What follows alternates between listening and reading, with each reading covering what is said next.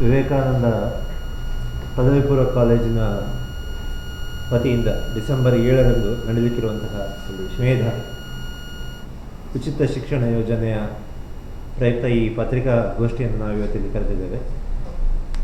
ಬಂದಿರುವಂತಹ ಎಲ್ಲ ಪತ್ರಕರ್ತ ಮಿತ್ರರಿಗೆ ವಿವೇಕಾನಂದ ಪದವಿ ಪೂರ್ವ ಕಾಲೇಜಿನ ವತಿಯಿಂದ ಹೃತ್ಪೂರ್ವಕವಾದ ಸ್ವಾಗತವನ್ನು ಬಯಸ್ತಾ ಇದ್ದೇನೆ. ನಮ್ಮೊಟ್ಟಿಗೆ ಇವತ್ತಿರುವಂತಹವರು ಶ್ರೀ ಸಚಿನ್ ಶೆಣೈ, ವಿವೇಕಾನಂದ ಪದವಿ ಪೂರ್ವ ಕಾಲೇಜಿನ ಆಡಳಿತ ಮಂಡಳಿಯ ಕೋಶಾಧಿಕಾರಿಗಳು.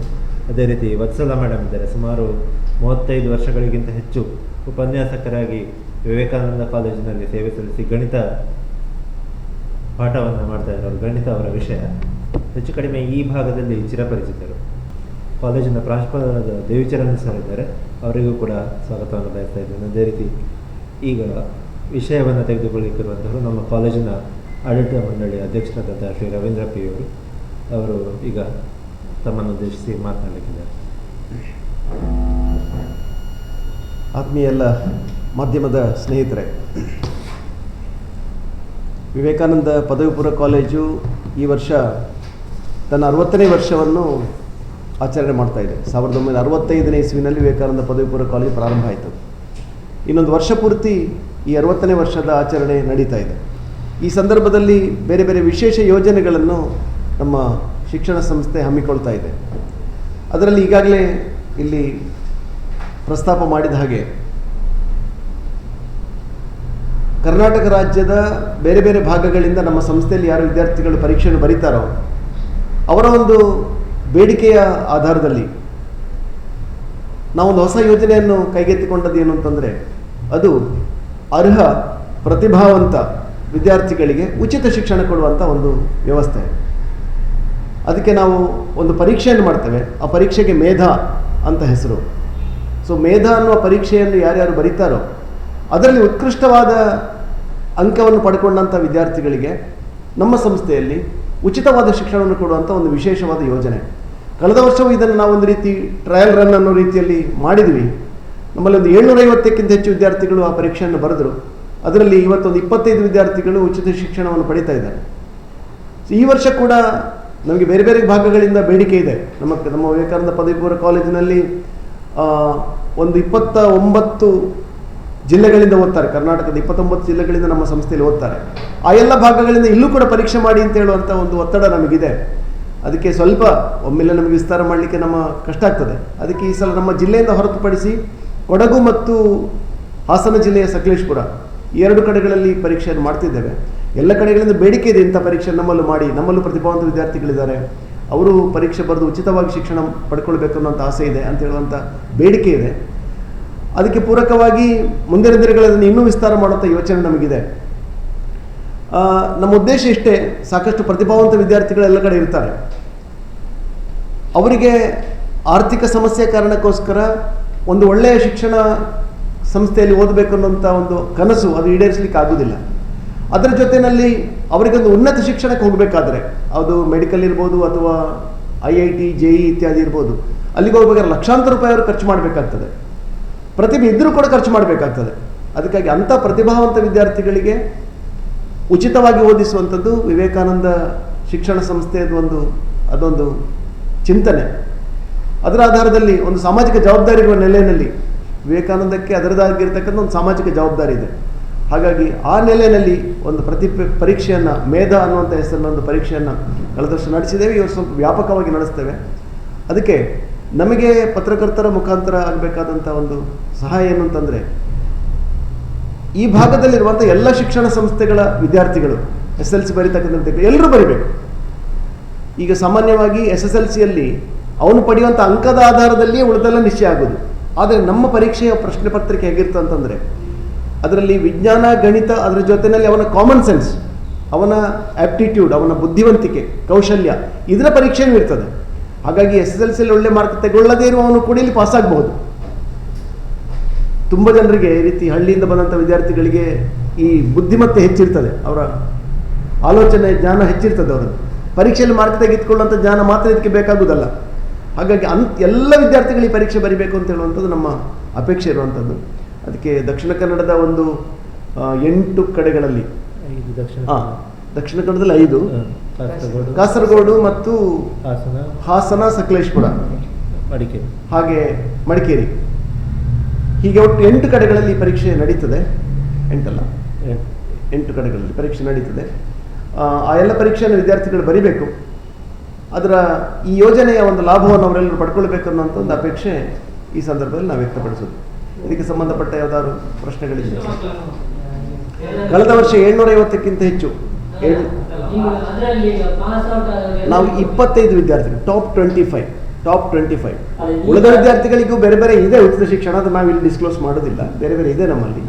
ಇವರು ಹೌದು ಹೌದು ಈ ಸಲ 1,000ಕ್ಕಿಂತ ಹೆಚ್ಚು ವಿದ್ಯಾರ್ಥಿಗಳು ಬರೀತಾರೆ. ಹೌದು. ಇಲ್ಲ, ನಾವು ಅದು 25 ಮಾಡಿದ್ದು.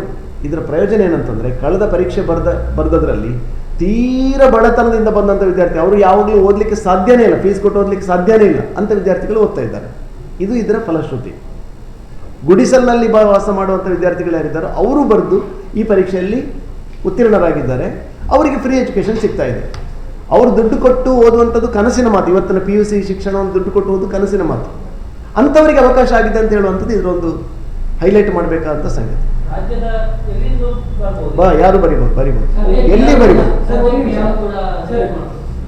ಹೇಳಿ. ಇಲ್ಲಿ ದಕ್ಷಿಣ ಕನ್ನಡ 5, ಕಾಸರಗೋಡು, ಕೊಡಗು, ಹಾಸನ, ಸಕಲೇಶ್ಪುರ 9. ಅಲ್ಲ, ಹಾಸನ ಅಲ್ಲ, ಹಾಸನ ಜಿಲ್ಲೆಯ ಸಕಲೇಶ್ಪುರ. ಹಾಸನ ಜಿಲ್ಲೆ ಸಕಲೇಶ್ಪುರ. ಸಕಲೇಶ್ಪುರ ಹೇಳಿದೆ ನಾನು. ಹಾಸನ ಜಿಲ್ಲೆ ಸೆಂಟರ್ ಸಕಲೇಶ್ಪುರ. ಹಾಸನ ಡಿಮಾಂಡ್ ಇದೆ ನಮಗೆ, ಬಟ್ ನಮಗೆ ತುಂಬಾ ಅದಕ್ಕೆ ಜನ ಬೇಕು. ಒಂದೇ ದಿವಸ ಮಾಡಬೇಕು ಪರೀಕ್ಷೆ, ಅಷ್ಟು ಜನ ಹೋಗಬೇಕು. ಮುಂದಿನ ವರ್ಷಕ್ಕೆ ಯೋಚನೆ ಇದೆ ನಮಗೆ. ಹಾಗೆ ತುಮಕೂರಿನಲ್ಲಿ, ಚಿತ್ರದುರ್ಗದಲ್ಲಿ, ಆಮೇಲೆ ಹುಬ್ಬಳ್ಳಿಯಲ್ಲಿ, ಇಲ್ಲೆಲ್ಲ ಬರಲಿಕ್ಕೆ ನಮಗೆ ಡಿಮಾಂಡ್ ಇದೆ. ಇಲ್ಲಿ ಹೋಗ್ಬೇಕು, ಅಲ್ಲಿಗೆ ನಿಲ್ಲಬೇಕು, ವ್ಯವಸ್ಥೆ ಮಾಡಬೇಕು. ಸ್ವಲ್ಪ ಕಷ್ಟ ಆಗ್ತದೆ. ನೆಟ್ವರ್ಕ್ ನಮ್ಮದು ಇನ್ನೂ ಸ್ವಲ್ಪ ದೊಡ್ಡದಾಗಬೇಕು. ಮತ್ತು ಮುಂದಕ್ಕೆ ಆ ರೀತಿ ಆಲೋಚನೆಗಳಿದೆ. ಇದರ ಯಶಸ್ಸನ್ನು ನೋಡಿಕೊಂಡು ಆಲೋಚನೆಗಳಿದ್ದಾವೆ. ಇನ್ಯಾವ್ದು ಅಜಿತ್ ಯಾವ್ದು ಕೇಳಿದ್ರಿ? ಸಬ್ಜೆಕ್ಟ್ ಅವರ ಸಬ್ಜೆಕ್ಟ್ SSLC ವರೆಗೆ ಅವರು ಓದಿರುವಂಥ ಸೈನ್ಸ್ ಮತ್ತು ಮ್ಯಾಥ್ಸ್, 9-10 ಓದಿರುವಂಥದ್ದು ಸೈನ್ಸ್ ಮತ್ತು ಮ್ಯಾಥ್ಸ್. ಇದರ ನಾಲೆಜ್ ಇದ್ರೆ ಸಾಕು. ಅವರೇನು ಬಾಯ್ಪಾಠ ಮಾಡಿ PUCಯಲ್ಲಿ ಸೈನ್ಸಿಗೆ ಮಾತ್ರ, ಈಗಿರೋ ಸೈನ್ಸಿಗೆ ಮಾತ್ರ. ಕಾಮರ್ಸ್ ಒಂದು ನಿಮಿಷ ಸರಿ ಮಾಡಿಕೊಳ್ತೇನೆ. ಕಾಮರ್ಸ್ ಅನ್ನು ಸೇರಿಸ್ಕೊಳ್ತೇವೆ ಈ ಸಲ ಕಾಮರ್ಸ್ ಅನ್ನು ಕೂಡ ಸೇರಿಸ್ಕೊಳ್ತೇವೆ. ಹೇಳಿ. 10ನೇ ತರಗತಿವರೆಗೆ ಮಾತ್ರ. 10ನೇ ತರಗತಿ ವಿದ್ಯಾರ್ಥಿಗಳು ಪರೀಕ್ಷೆ ಬರೀಬೇಕು. ಡಿಸೆಂಬರ್ 7ನೇ ತಾರೀಕಿಗೆ ಪರೀಕ್ಷೆ ನಡೆಯುತ್ತೆ.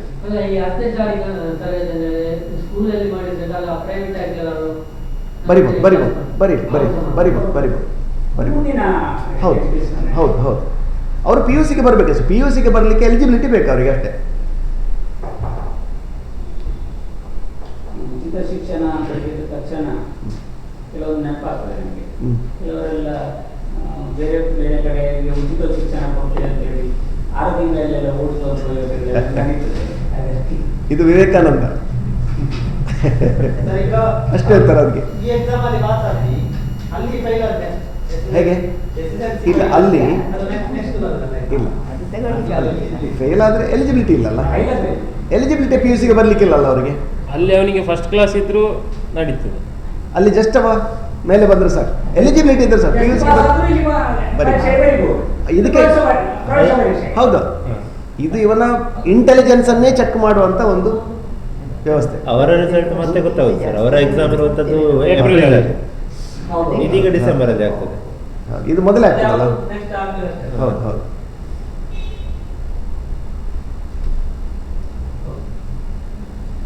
ವಿಶೇಷ ಏನಂದ್ರೆ, ನಮ್ಮಲ್ಲಿ ಈಗ ಓದ್ತಾ ಇರುವಂಥ ವಿದ್ಯಾರ್ಥಿಗಳ ಪೈಕಿ ಅವರು ದುಡ್ಡು ಕೊಡ್ಲಿಕ್ಕೆ ಓದಿ ಅವರ ಜೀವಮಾನದಲ್ಲಿ ಸಾಧ್ಯ ಇಲ್ಲ ಅಂತ ವಿದ್ಯಾರ್ಥಿಗಳು ಇದರಲ್ಲಿ ಅರ್ಹತೆಯನ್ನು ಪಡೆದಿದ್ದಾರೆ.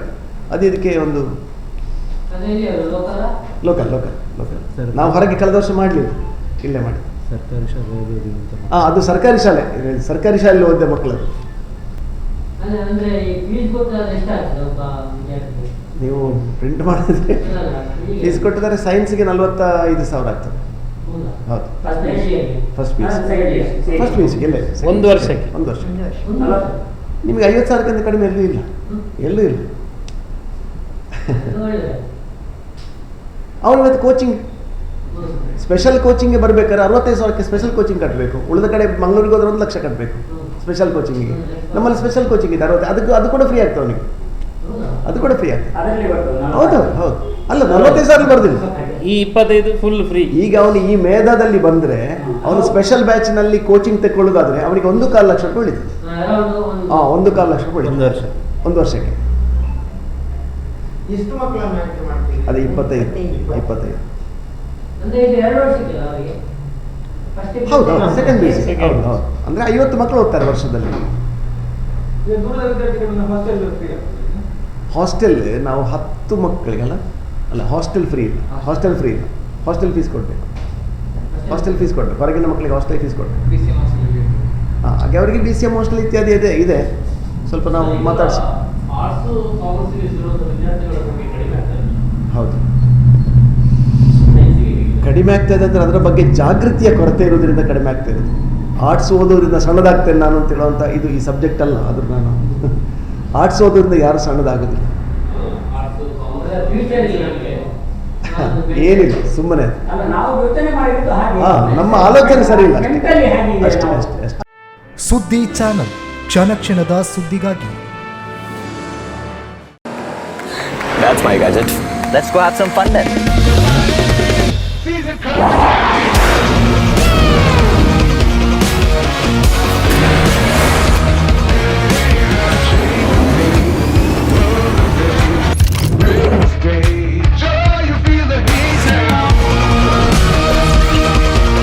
Introducing the hot and techy Brezza SCNG. Cool new SCNG tech for a cool new generation.